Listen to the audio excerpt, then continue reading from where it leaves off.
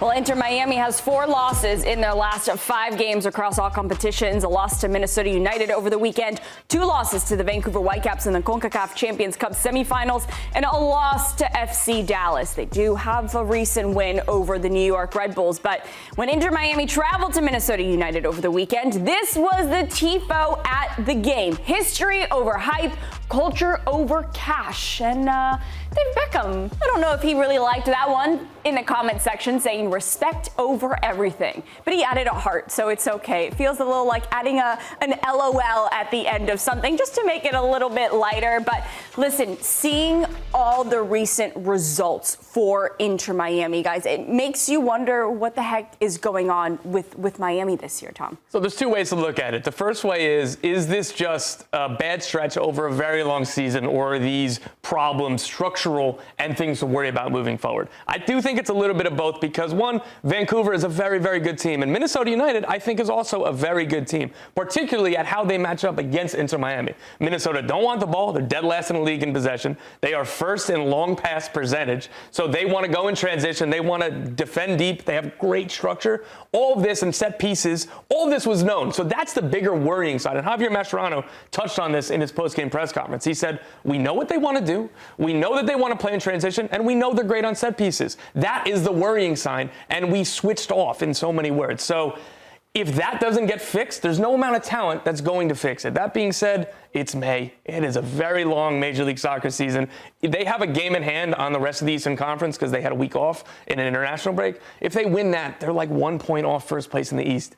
It is not a worrying sign for me yet, though there are things that they absolutely need to improve. What's the worrying sign for you then for Javier Mascherano? You said it's still a long season, but you know, Inter Miami has been a bit more forgiving for previous managers like Phil Neville, who they gave a couple seasons to him, but they haven't been as forgiving to managers since him. So how much pressure do you think he's under at this moment?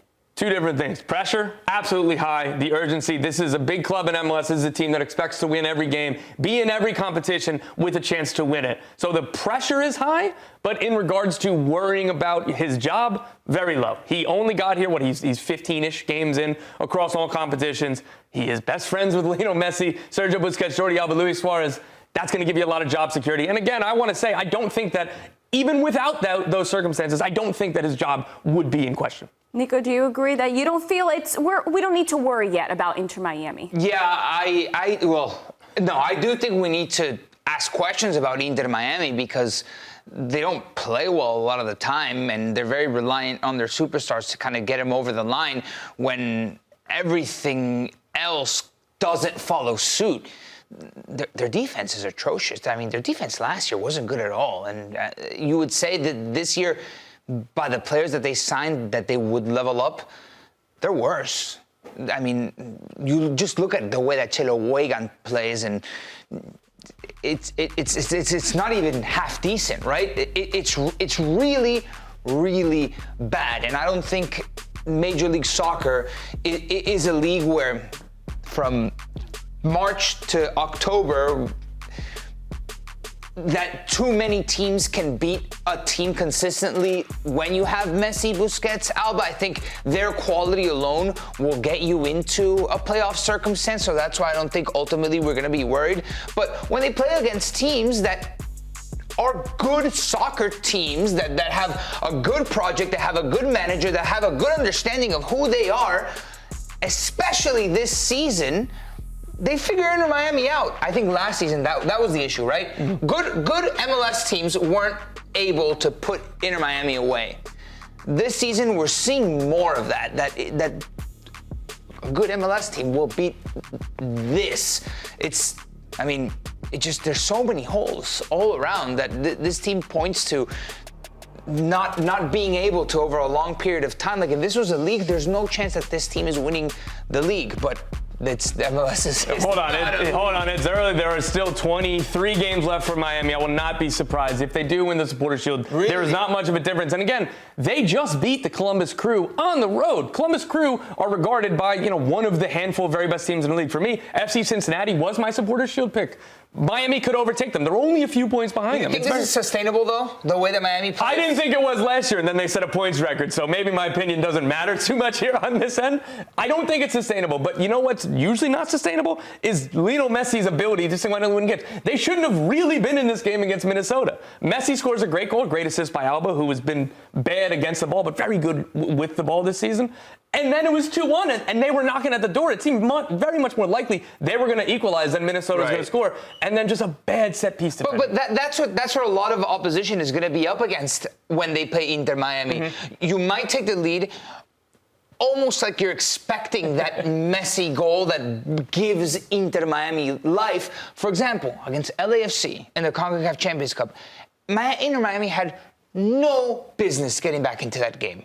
One goal by LAFC could have put that tie to bed, and early.